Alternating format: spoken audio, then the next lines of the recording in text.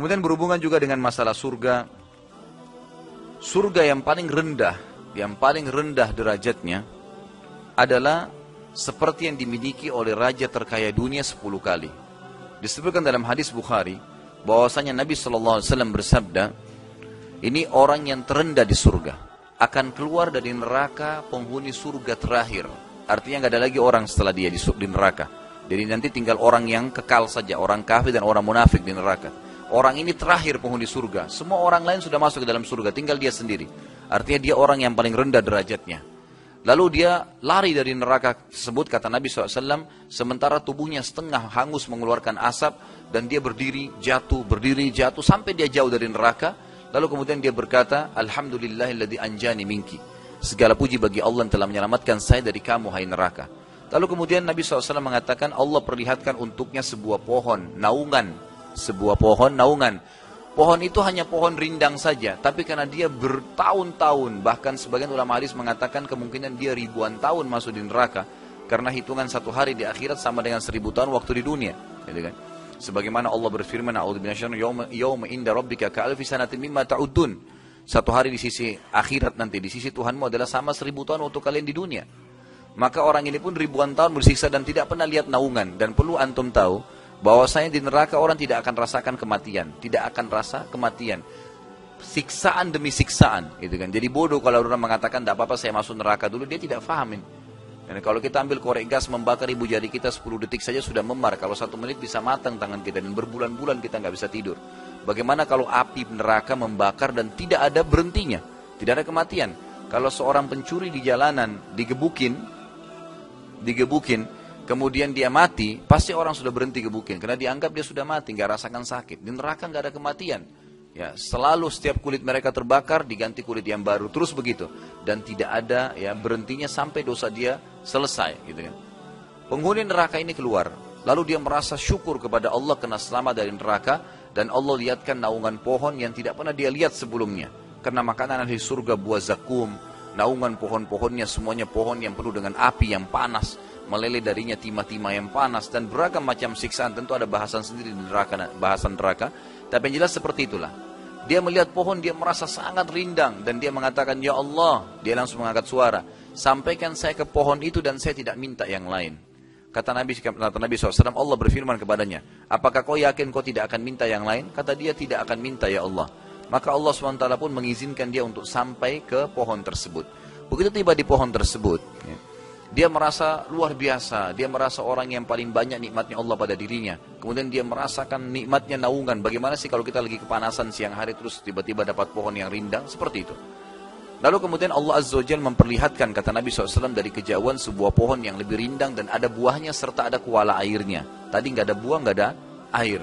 Maka dia pun kagum dan dia mengatakan, tapi dia malu sama Allah. Dia mau minta tapi dia malu. Tadi sudah janji nggak akan minta. Lalu dia bilang, ya Allah, karena dia tidak tahan, dia mengatakan, ya Allah, berikan aku pohon itu dan air itu.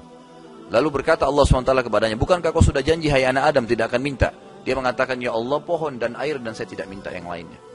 Maka diantarlah dia ke pohon tersebut, dia nikmatin buahnya, dia makan sepuasnya. Coba hadir dalam poin ini, ikhwah dan akhwat sekalian. Kalau kita diberikan sebuah pohon, tabulan pot deh, tanaman dalam pot yang ditaruh buah mangga misalnya, buahnya ada 10, dikasih kita, ini hadiah buat bapak, buat ibu, silakan sendirian. Rasanya buahnya kita mau petik sendiri semuanya. Bagaimana kalau kita dikasih pohon yang banyak setelah disiksa yang luar biasa gitu kan.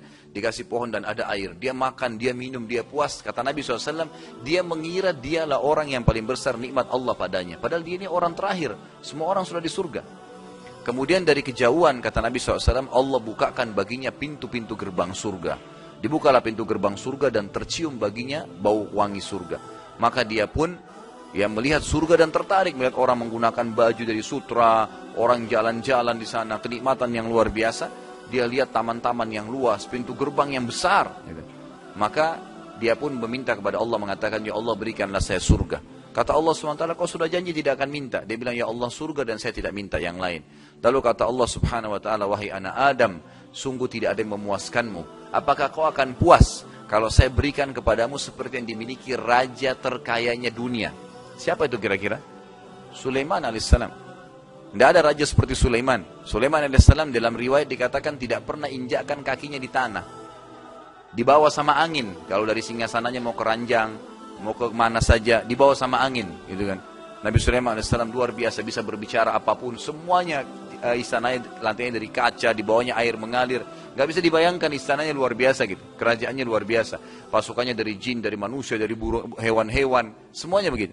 Kata Nabi, kata Allah SWT, mau puaskah kamu kalau saya berikan kamu seperti yang dimiliki raja terkaya dunia? Kata ulama hadis adalah Sulaiman alaihissalam. Maka karena dia dengar raja terkaya dunia, dia mengatakan, raditu ya Rabb, saya ridho hai Tuhanku. Lalu Allah berkata padanya, walaka mithluhu, kau akan saya berikan dobelnya. Maka dia mengatakan, raditu ya Rabb, saya ridho hai Tuhanku. Dia berkata lagi, Allah berkata lagi, walaka mithluhu, kau akan saya berikan lagi dobelnya. Terus dia mengatakan raditu sampai 10 kali. Setelah 10 kali, maka saking senangnya orang ini, dia berkata, ya Allah, anta abdi wa ana rabbuk. Dia balik, ya Allah, engkau hambaku dan saya Tuhanmu. Lalu Nabi SAW tersenyum, yang menyampaikan berita hadis ini, berita gembira kepada kaum mukminin, ya sampai urat leher beliau kelihatan sallallahu alaihi wasallam. Orang ini pun akhirnya masuk ke dalam surga. Dikatakan oleh Nabi SAW, dia nikmatin surganya, tamannya, makanannya, pakaiannya, istrinya, semua dia nikmatin, dan dia mengira dialah orang yang terbesar nikmat Allah pada dirinya, padahal dia adalah orang yang terendah di surga. Bayangkan orang terendah di surga 10 kali dari apa yang dimiliki Sulaiman alaihissalam. Dan apa yang dibutuhkan sini Bapak Ibu sekalian? Untuk apa? Apa yang kita butuhkan untuk sampai ke derajat itu? Hanya dibutuhkan menikmatin dan mengerjakan apa yang Allah perintahkan. Itu saja. Enggak lebih daripada itu. Kerjakan apa yang diperintahkan yang wajib dan sunnah, butuh waktu sedikit. Sholat, puasa, zakat, haji, butuh waktu sedikit.